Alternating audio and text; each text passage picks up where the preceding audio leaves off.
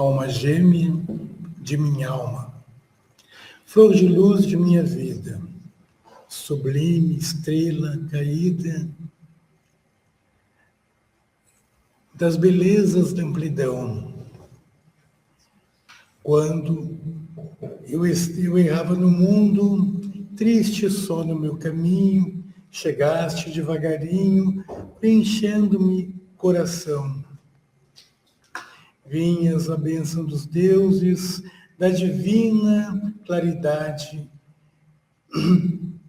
tecer-me a felicidade em sorrisos de esplendor.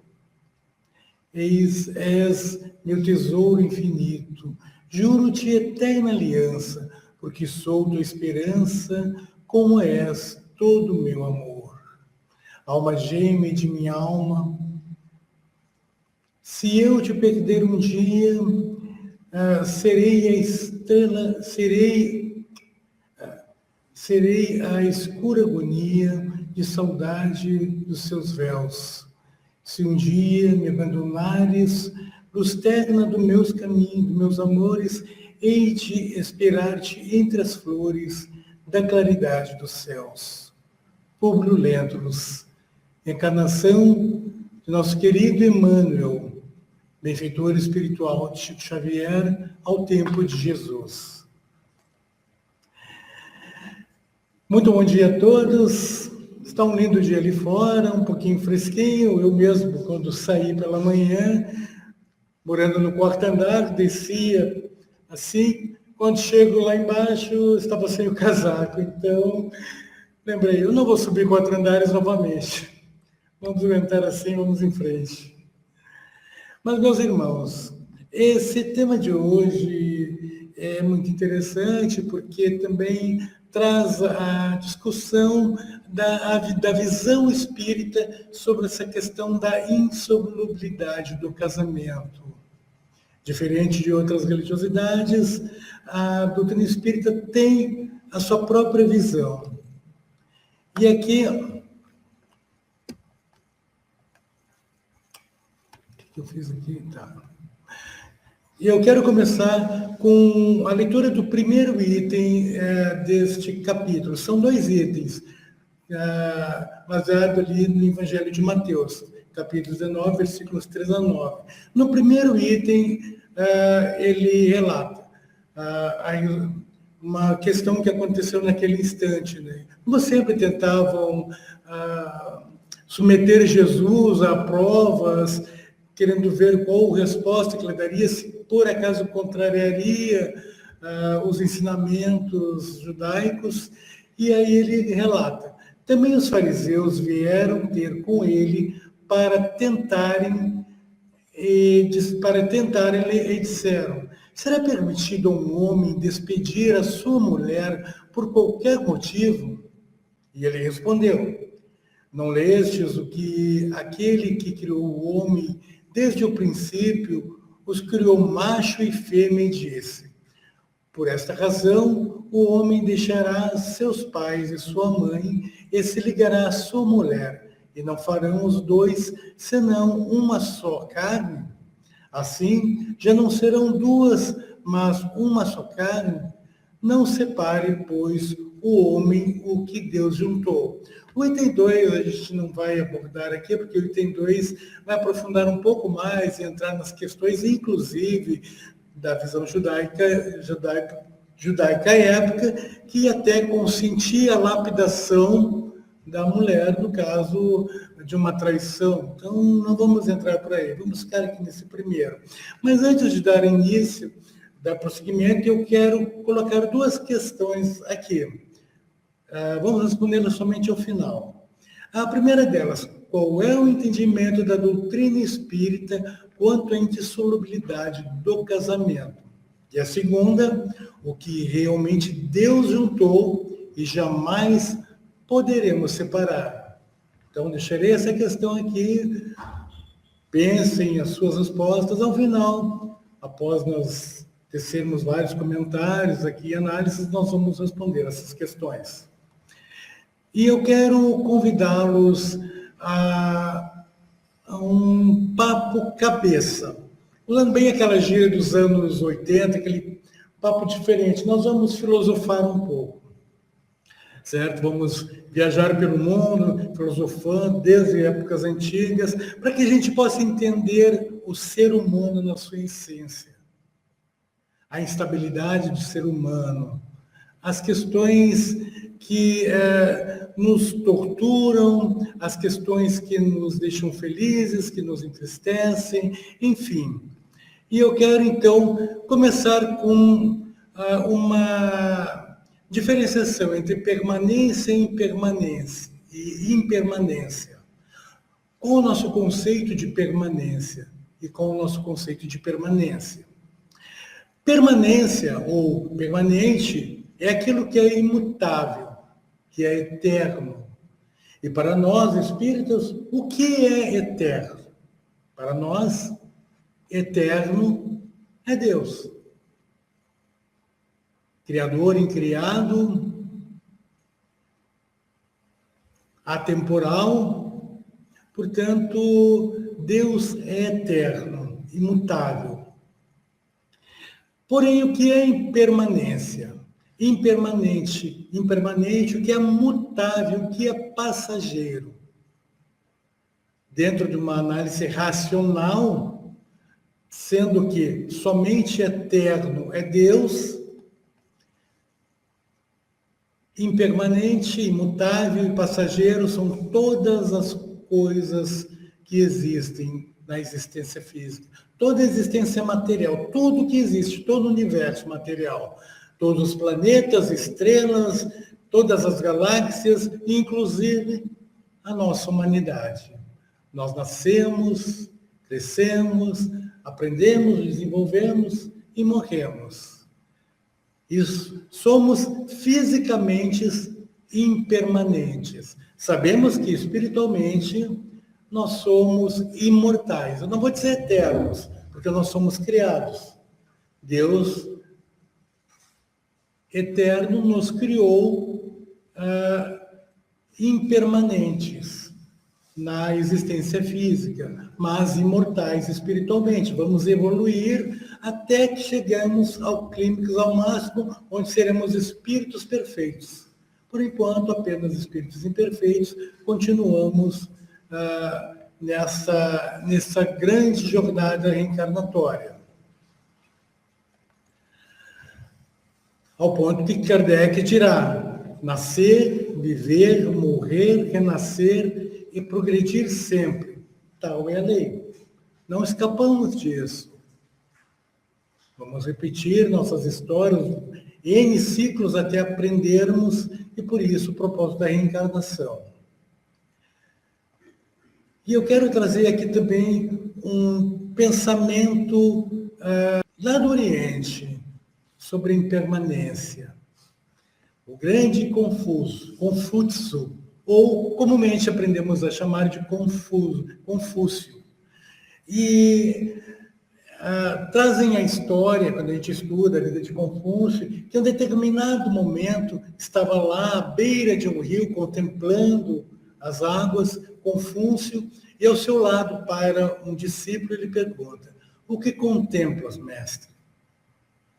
E o mestre, então, olha o discípulo, com um certo sorriso, e diz, num chinês impecável, ele fala o seguinte. Entenderam? Eu também não, mas até porque o meu chinês não é nada bom. Mas o tradutor nos diz que Confúcio respondeu ao seu discípulo: tudo flui assim, incessantemente dia e noite. Percebam que poesia, que momento mágico. Confúcio teve ali uma epifania, um insight. Olhando aquelas águas que diante de seus olhos passavam, ele percebia que nunca era a mesma água. O fluxo é incessante. Imediatamente ele conseguiu compreender o fluxo da existência. Nós somos assim. Nós somos impermanentes. Daqui a meia hora eu não sou mais o mesmo, daqui a um minuto eu já não sou mais o mesmo. Cada experiência que eu tenho fica registrada. Mas cada momento que passa é único, portanto, meus irmãos, esse momento é único. Ele nunca mais vai acontecer, eu nunca mais estarei aqui falando desse tema para vocês. Esse será apenas a recordação. O fluxo ininterrupto. Isso é maravilhoso, porque nos permite avançar, nos permite novas experiências, novos aprendizados. As coisas só se repetem, na verdade, na nossa mente, internamente. Mas não apenas Confúcio. Joana, nessa maravilhosa obra Plenitude, ela analisa nos 4 primeiros capítulos a impermanência. É uma obra maravilhosa, apenas 132 páginas, que podemos ler num domingo, sentado, tomando um bom chimarrão à sombra de uma árvore. Sugiro a todos que leiam.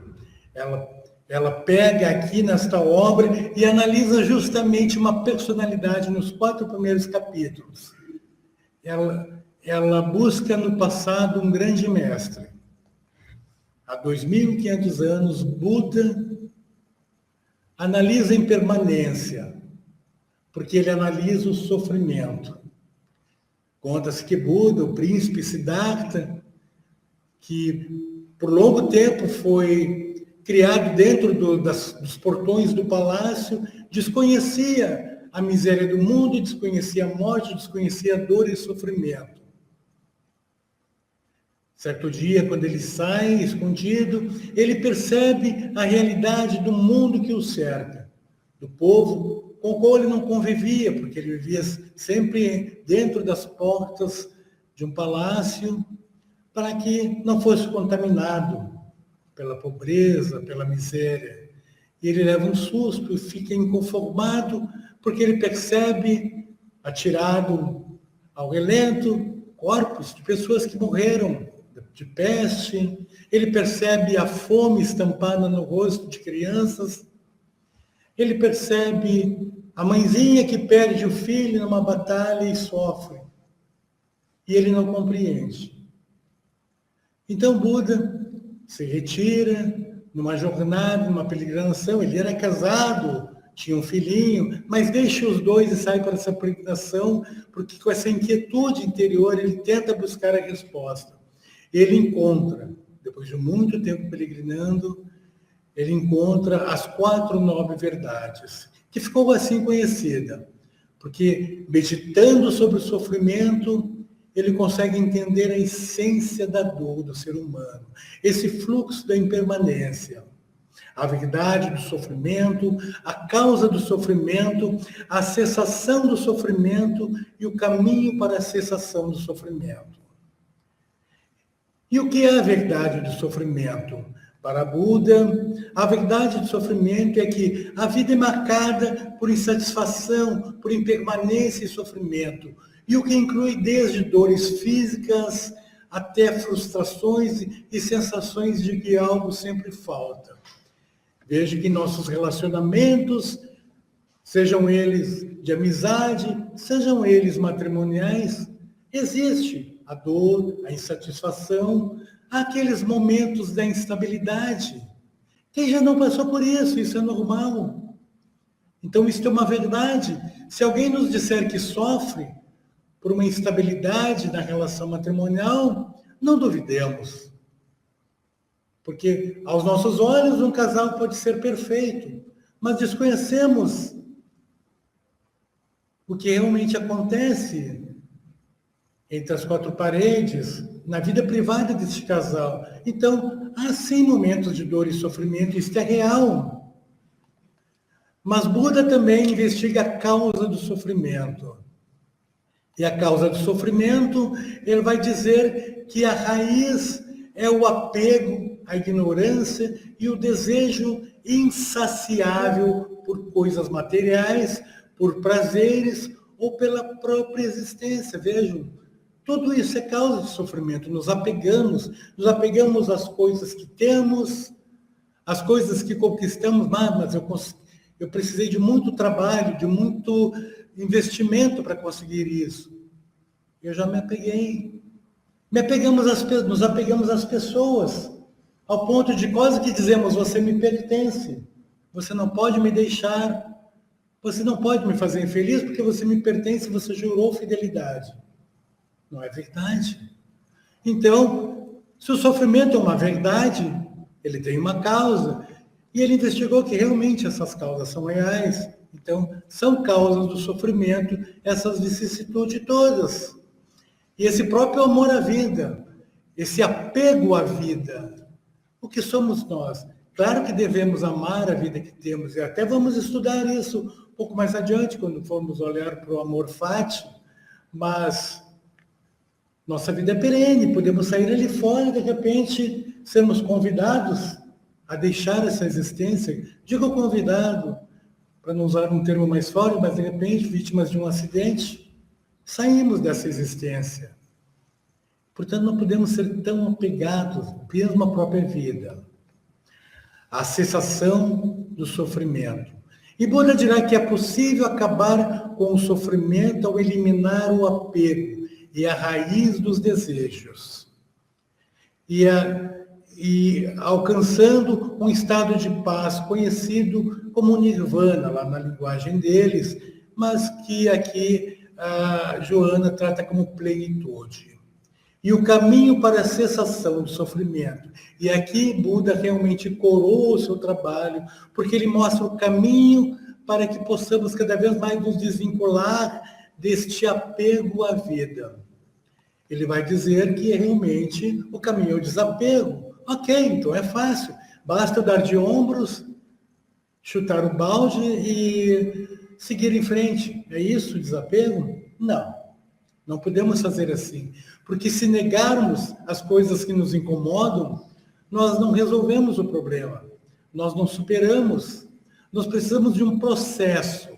Esse processo ele chamou de nobre caminho do meio, ou caminho octuplo, que está apoiado sobre um tripé. Esse tripé é o tripé da sabedoria, da conduta ética e da disciplina mental. Veja que estamos aqui trazendo justamente essa estrutura que nos levará a conseguir construir a resposta das perguntas que fizemos lá no início. E o que é a sabedoria? Para Buda, a sabedoria consiste da compreensão correta e do pensamento correto. Então, veja, em nossas relações do dia a dia, devemos buscar compreender corretamente as coisas que estão acontecendo. Não simplesmente tomar pela primeira impressão, pelos nossos achismos. Vamos entender, vamos compreender os fenômenos, o que se passa, o que incomoda o outro, que de repente até muda a sua atitude, que passa a nos incomodar. Não vamos pré-julgar, vamos compreender. O pensamento correto é justamente isso. Não vamos pré-julgar, vamos pensar corretamente. Temos esse hábito, né? Enquanto algo está acontecendo ou sobre alguma coisa, nós construímos preconceitos e acabamos julgando. Pensamos incorretamente. Ocupamos a casa mental, muitas vezes, com sujeira, com lixo. Enfim, o meio de vida correto. Ora, não adianta criticarmos a atitude dos outros se nós comportamos incorretamente.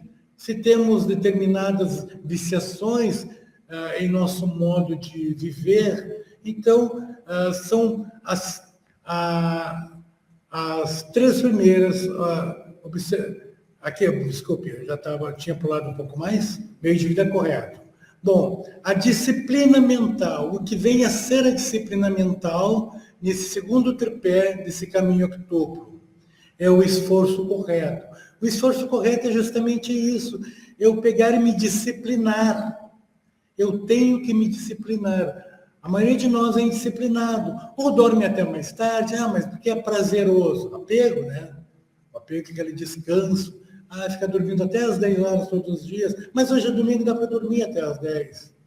Por quê? Está deixando de viver pelo menos 2, 3 horas e aprender algo novo? A atenção correta.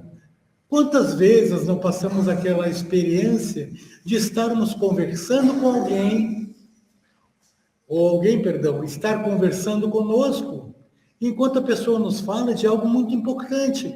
Estamos nós ali pensando em outra coisa, com atenção em outra coisa.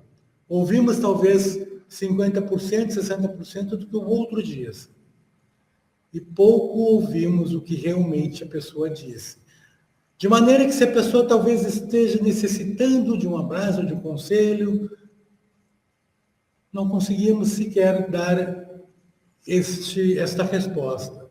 Porque não estávamos atentos, não estávamos lendo a pessoa. A atenção correta é ler a pessoa. O corpo fala. A expressão facial de uma pessoa, o olhar. Se não estivermos atentos a isso, a atenção correta, como poderemos efetivamente interagir produtivamente, de uma forma correta? A concentração correta, finalmente. E o que é a concentração correta? A concentração correta está na aquisição daquele famoso hábito de nos retirarmos, pelo menos meia hora por dia que seja, para um momento nosso, para pensar. Estivemos ontem no Congresso Espírita, Congresso Médico Espírita, ontem, e tivemos o prazer de assistir excelentes palestras. Uma delas foi do Dr. Paulo Rogério. Ele trouxe essa obra aqui.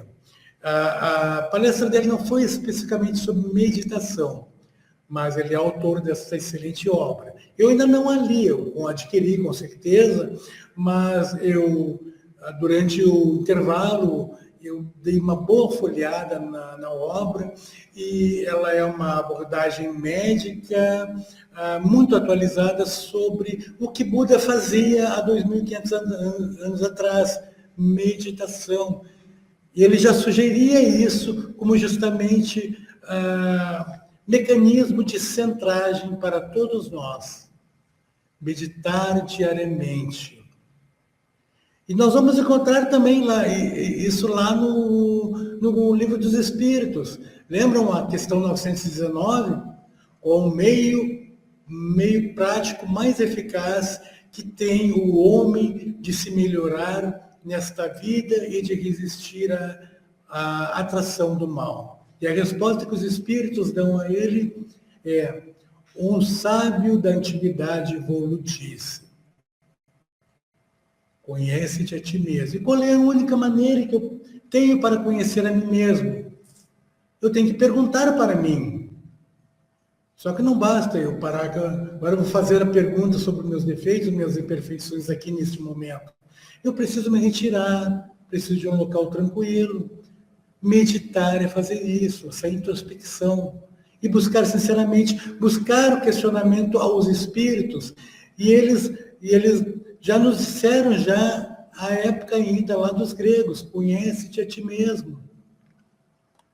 E na questão 919A, que é a sequência, o bom espírito continua.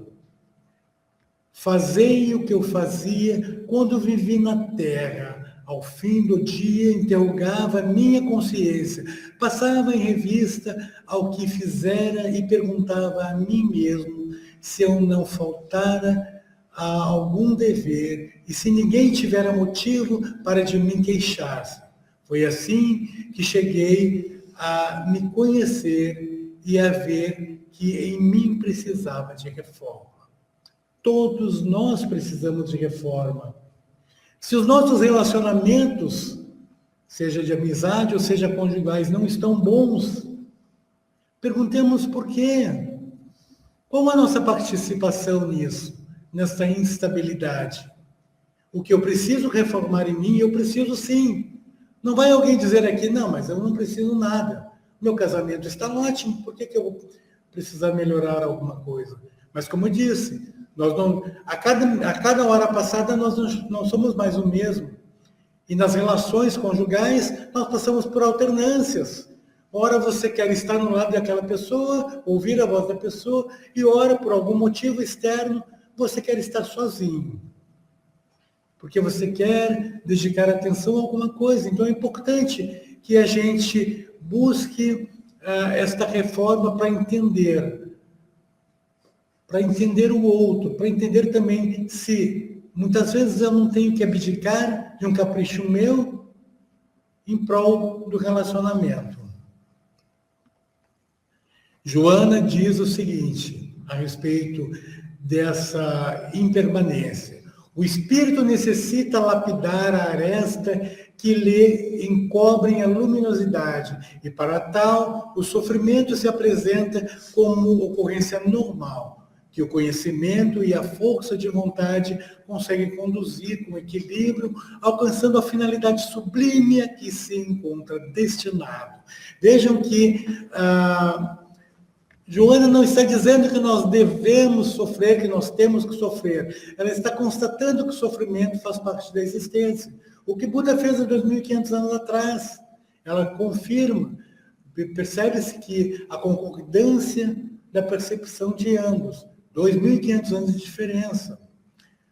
Joana complementa dizendo ainda: o recolhimento interior, mediante análise profunda dos recursos ao alcance, favorece o homem para que encontre os meios que fazem cessar o sofrimento. O recolhimento interior. Precisamos praticar essa meditação, esse instante de mim comigo mesmo. É importante. Se não temos esse hábito, comecemos a implantá-lo. Claro que existem casos e casos de relações conjugais e cada um tem a sua estrutura funcional, cada um tem a sua qualidade, e como eu disse, sempre aos olhos do outro, quando visto de fora, as relações são maravilhosas. E não é verdade. Então, é preciso que exercitamos esse recolhimento, e não só para essa vida a dois, mas para a nossa vida profissional, para o nosso dia a dia, todos os momentos. Precisamos ser menos reativos. Nós costumamos responder ao menor ataque, nós respondemos. E não é assim. Muitas vezes, a melhor resposta é o silêncio, e não é a resposta. E não é ser reativo. Alguém nos ofende e nós já reagimos. Muitas vezes o silêncio é a resposta. Até porque o ofensor, percebendo que não reagimos, cessará as ofensas. Muitas vezes também a discussão conjugal, se levada a extremo, parte-se para briga, para agressão física. Muitas vezes o silêncio é a resposta, porque o outro necessita se expressar, então deixe que se expresse, mas ouça educadamente. Gosto muito do pensamento taoísta. E o pensamento taoísta, ele traz a noção de completude, a noção de complementaridade. Na doutrina taoísta, trazida por Lao Tzu, ele traz a noção do Yang e do Yin. Yang representa o homem, Yin a mulher. Mas Yin e Yang não são inimigos, na verdade eles são complementares. Complementares opostos. E isto é maravilhoso. Porque nem o homem é melhor que a mulher e nem a mulher é melhor que o homem. Cada um tem suas peculiaridades. Há trabalhos que o homem vai fazer com certeza melhor, porque tem uma estrutura, uma constituição física melhor. E há trabalhos que uma mulher vai fazer com primazia muito melhor ainda que um homem. O homem não vai conseguir cuidar de uma criança com devido amor e afetividade que uma mulher. Principalmente quando o bebezinho ainda tem idade. Então, que bom que temos as mulheres que fazem isso. Mas, em compensação, uma mulher não poderá trabalhar numa pedreira ou estivador no porto, carregando sacas. Não vai funcionar. Então, no dia a dia, nas relações entre ambos, há complementaridade. Isso é maravilhoso, porque dessa complementaridade harmônica surge a vida. Que maravilha! A união entre um homem e uma mulher, essa complementaridade, quando feita com amor, com o máximo amor. Claro que sabemos também que hoje em dia basta ter uma relação sem cuidados, se traz a vida. Mas estamos falando daquela relação com o compromisso, com a consciência. Aquela em que o casal, depois de namorados, noivam, casam-se, planejam filhos e eles vêm, e vêm do fruto deste amor. Filhos que não são nossos filhos, são os filhos de Deus. Porque já nos disseram os Espíritos que o dia que tornares a pátria espiritual, tu será questionado. O que fizeste do meu filho que a ti confiei? É assim que Deus nos questionará. Cronos e Kairos. Vamos continuar um pouco filosofando aqui. Cronos e Kairos são titãs que a mitologia grega representa como tempo. Na mitologia grega, Cronos é o tempo linear, sequencial e mensurável. É o tempo que passa, que envelhece as coisas, que pode ser dividido em segundos, minutos, dias, anos. É o tempo da folhinha, o tempo do relógio. É o tempo que nós vivemos e que jamais voltaremos. Como falei, nos reinventamos, nos renovamos a cada instante. E a cada número de horas, X ou dias, nós trocamos todas as células do nosso corpo. Então vejam que fenômeno interessante. Entretanto, nos dizem também assim, os estoicos, não importa a fortuna que tu tenhas no banco, tu jamais será capaz de comprar um minuto do teu passado. Se foi feliz, maravilhoso, já como recordação. Jamais poderá comprá-lo, não importa a tua fortuna. Percebam que as mãos de Cronos ali, há uma ampulheta, que representa justamente o tempo que passa. Aquela areia que cai de cima da parte superior da ampulheta, ela não volta mais. Somente quando virar a ampulheta. Aí ela volta. Mas não é mais a mesma areia. Lá dentro vai dizer assim, não, mas o produto é areia. Sim, mas a sequência que os grãos cairão pelaquela parte fininha da fricção da ampulheta não será mais a mesma. Então não é mais a mesma. É como as águas do rio lá do Lao Tse, do Confúcio, perdão. As águas do rio continuam sendo H2O, mas nunca é a mesma. Aquele instante é único. Kairos já é diferente. Kairos não pode ser medido pelo relógio. É o tempo do momento certo, da oportunidade, do insight, da epifania. É um momento grávido de significado. Percebam que fantástico isso. Eu não consigo medir Kairos, mas eu levo comigo o tempo inteiro. Kairos é aquele tempo que eu olho no olho da pessoa e percebo o instante exato de dizer se a outra pessoa é aquela que eu tenho afeição, lhe dizer eu te amo, porque você entendeu que aquele instante é o que ela precisa para ouvir o eu te amo. É aquela em que, numa negociação entre vendedor e comprador, o vendedor compreende que o comprador está apto para ouvir a proposta. Então, ao longo da conversa, ele entende exatamente o momento que fará a proposta. E por isso ele vende.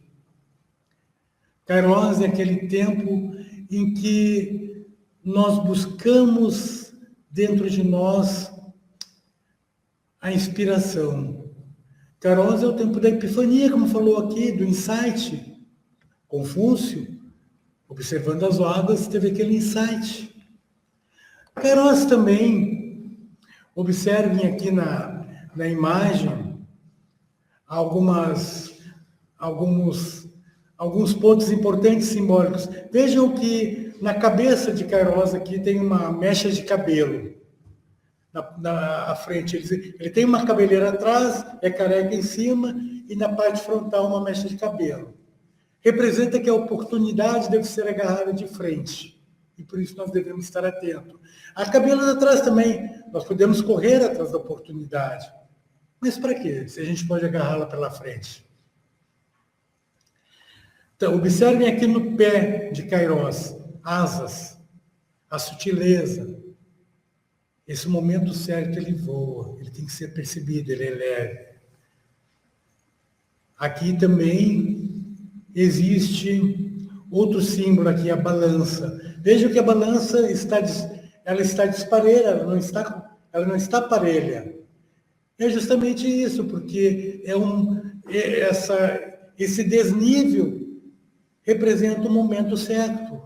Não é um momento que está tudo equilibrado, é o momento da oportunidade quando ocorre a abertura, o desnivelamento. E, novamente, aqui nós encontramos a ampulheta, porque Kairos caminha junto com Cronos. Ele não está totalmente dissociado. Cronos continua passando e nunca mais poderá ser recuperado, mas nós carregamos Kairos em nós, essa percepção, a percepção das coisas. Kairos também é cura. Vejam que importante. Kairos traz consigo o poder da cura pelas doces recordações, pela criatividade, imaginação e é motivador à renovação. Passado, presente e futuro se interpõem. Eles não se contrapõem, eles não estão linear como em Kairos. Aqui eles se interpõem. Nós podemos aqui no presente recorrer ao passado, uma lembrança do passado, buscando a cura. Ou então sonhar com o futuro. E sonhar, quando eu sonho com um futuro melhor, eu busco a energia, eu me incentivo, eu me preparo para algo que vai acontecer. Eu sonho com algo, eu espero algo. Então isso está em Kairos. Conta-se que Pierre Verger, um grande fotógrafo e antropólogo francês, que viajava o mundo registrando eventos religiosos, expressões culturais, para fazer exposições fotográficas, seus estudos antropológicos, e em 1949 ele se radicou no Brasil e veio morar especificamente na Bahia, em Salvador. Lá tinha uma casa relativamente grande, onde tinha seu ateliê também, uma empregada ali, uma cozinheira, vestida sempre a rigor ali, porque ela recebia muitos visitantes, né? Então vestida à la baiana. E conta-se que Pierre Verger teria acordado certa manhã, meio indisposto, triste, foi tomar seu de jejum, ao que a sua empregada lhe disse: prova uma acarajézinho, está pronto. E ele, não estou com vontade. Um vatapá quentinho, uma canjiquinha. Ele, não, muito triste. Aí, mas o que você quer? Fala para a manhinha, o que manhinha vai fazer para você? Aí ele, você não vai saber.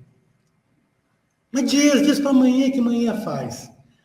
Quando eu era criança, lá na França, éramos muito pobres, mas minha avózinha pegava o pão dormido, molhava no leite, depois no ovo e depois fritava. Era maravilhoso. Então, espera um pouquinho. Espera só um momentinho. Ela vai na cozinha e dali a uns minutos volta com uma bandeja. E Pierre, vendo aquela imagem, imediatamente começa a chorar. Ela larga diante de si e Pierre começa a comer. Ela fez uma bacia ali, uma bandeja de rabanada. E Pierre, como não sabia o que era, apenas relatou como era feito. A cada fatia que comia, ele chorava.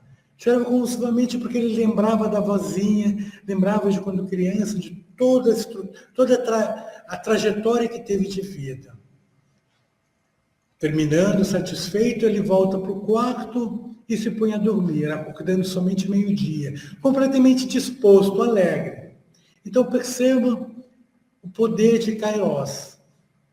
Quando estivermos tristes, busquemos as lembranças mais alegres, mais felizes. Naquele momento nosso de meditação, de retiro, buscamos essa força interior para nos renovarmos.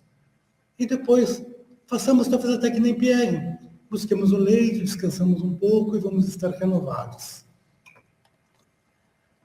Portanto, passado, presente e futuro se interpõem. E com isso, eles nos possibilitam a jornada, a continuação de nossa jornada. Portanto, Cronos é o tempo que passa e Kairos é o tempo que se vive. Quero trazer um pouco agora ainda dentro da filosofia grega as 9 faces do amor. E quero trazer porque as nossas relações de então, o nosso dia a dia, sejam profissionais, amizade ou conjugal, estão presentes esses 9 faces do amor. E o primeiro deles é o amor eros, o desejo e a paixão. Eros até deixa eu pegar minhas colinhas aqui, porque eu peguei ontem à noite, ainda quando eu cheguei do congresso, e no fim não consegui ainda guardar todos os relatos. Mas eros é o amor apaixonado, é o amor romântico, é o desejo carnal. Todas as relações estão presentes eros. Eros nos faz enamorarmos uns dos outros. Eros nos possibilita começar alguma coisa, buscar a realização de algum desejo. Se nós quisermos iniciar alguma coisa, nós somos movidos por Eros. Eros não é apenas, embora aqui diga amor carnal, mas é a nossa motivação. Nós temos depois filha. Filha é a amizade profunda, leal e fraternal. Essa amizade que temos com o nosso melhor amigo. Então, está presente o amor filha. O amor estorge é o próximo. E o amor estorge é o amor incondicional, é o amor altruísta, é aquele amor universal pela humanidade, focado em doar-se pelo bem-estar do próximo. Então vejam que ele está presente também, quando temos ali a nossa... Eu tinha falado estógio, eu havia trocado, né? O estógio é o amor familiar e natural, que surge entre pais e filhos e parentes, havendo o afeto e na familiaridade. Depois nós temos o amor ágape. O amor ágape é o amor incondicional, é aquele amor altruísta. Normalmente dizemos que o amor ágape é aquele amor de Deus por nós. Mas também nós temos um pouco do amor ágape em nós. Esse amor incondicional. Pelo menos prometemos, muitas vezes, nas relações, né, que eu vou te amar incondicionalmente. Te aceito como tu é. Nem sempre é verdade. Muitas vezes suportamos o outro, aceitamos o outro, mas acabamos em algum momento explodindo, mudando de ideia. Mas, pelo menos...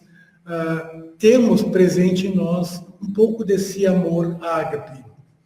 E o amor filautia, que é o próximo, é o amor próprio. O amor filautia é um dos mais importantes, porque numa relação, seja conjugal, numa relação entre amigos, ou numa relação de mim para comigo mesmo, eu preciso do amor próprio. Se eu não me auto-amar o suficiente, como eu vou amar o meu próximo? Joana diz, quanto ao grande mandamento, ama o teu próximo como a ti mesmo, ela inverte e diz, ama a ti mesmo, porque tu amando a ti mesmo, tu terás condições de verdadeiramente amar o teu próximo. E, portanto, por ressonância, tu amarás a Deus. Então, veja a importância do amor próprio na relação e também na vida da própria pessoa. O amor ludus, que é o amor poético, aquele amor mais lúdico, o amor brincalhão, o amor poético, aquele da conquista, do namoro, e que é legal manter mesmo depois do casamento. Não pensa que conseguiu casar-se com a pessoa amada e terminou a conquista. Não, a conquista tem que ser renovada dia a dia. Temos ali ainda, depois, o amor pragna, que é o amor prático. O amor pragna é aquele tipo de amor que, que é um amor mais maduro, é um amor mais racional, é aquele amor da conversa, do olho ao olho, do planejamento. E esse amor está em nós, nas nossas relações. Nós temos o amor mania, que é o amor obsessivo. E todos nós temos uma pequena dose, porém alguns acabam saindo do controle. E quando descompensa, sai do controle, é perigoso. Porque nos achamos detentores do outro, que o outro é propriedade, como já havia dito. Então, você me pertence, você não pode ser de mais ninguém. É aquele amor obsessivo. E mesmo que a relação tenha terminado, aquela pessoa imersa no amor obsessivo não desiste. Fica mandando e-mails, fica mandando mensagens, fica ligando o tempo inteiro, porque obsessivamente ele se acha dono do outro. Por fim, o amor fati, que é o amor ao destino. E esse amor, sim, esse amor é importantíssimo. Não importa as agruras que vivamos, mas o amor fati tem que estar em nós. E temos que fomentar esse amor fati. Amor fati, amor ao destino, é aquele que nos diz que justamente, como Nietzsche, aqui citei dois, Nietzsche, Marco Aurélio Nietzsche, um grande filósofo existencialista, dizia que é preciso não apenas suportar as dificuldades, mas amá-las afirmando a existência em sua totalidade. Então não importa se as relações estão ruins, não importa se a doença chegou, ame a vida. Nós espíritas sabemos disso o quanto é importante, porque somos 8 bilhões de encarnados, mas diz Emmanuel que tem lá na espiritualidade mais de 20 bilhões esperando essa vaguinha. Então ame a vida. Não importa se tem dor, se tem sofrimento, se a vida terminará daqui a 5 ou 10 anos, ou somente desencarnaremos aos 120, mas ame a vida, torne-a produtiva. E aí Marco Aurélio, um grande imperador romano, que esteve à frente do Império durante 19 anos, foi conhecido como os Anos Dourados de Roma, ele diz que não podemos controlar os eventos externos, mas temos total controle sobre como reagimos a eles. Eu não posso controlar o que você diz de mim, o que você sente por mim, mas eu posso controlar como eu te vejo e como eu sinto as coisas em mim. E isso faz toda a diferença na minha relação contigo. Porque eu vou mudar porque eu preciso mudar. Claro que eu não vou mudar para te satisfazer. Eu vou mudar porque eu sei que eu preciso. E mudando porque eu sei que eu preciso, a minha parte na relação estará feita. O resto cabe a ti. Claro que se tu quiseres, eu posso te ajudar. E esse é o propósito das relações a dois do matrimônio. Por fim, meus irmãos, qual é o entendimento da doutrina espírita quanto à indissolubilidade do casamento e o que realmente Deus juntou e jamais poderemos separar? E aí eu me lembro aqui ainda dessa questão dos relacionamentos, das instabilidades, da grande Joana, mas não como Joana de Ângeles, que agora conhecemos, mas quando ainda Joana de Cusa, lá no Império Romano, quando ela conheceu Jesus. Frente a frente com Jesus, Joana, que vivia um casamento que para ela já insuportável, dolorido, porque o marido era devasso, o marido mulherengo, e era um casamento de conveniência por interesses. Ela vai procurar Jesus, pedindo-lhe um conselho, e Jesus lhe diz: Joana, volta para o teu marido e para o teu filhinho. Tu és o esteio dessa família. Volta, suporta, porque eles precisam de ti. Faz o teu melhor.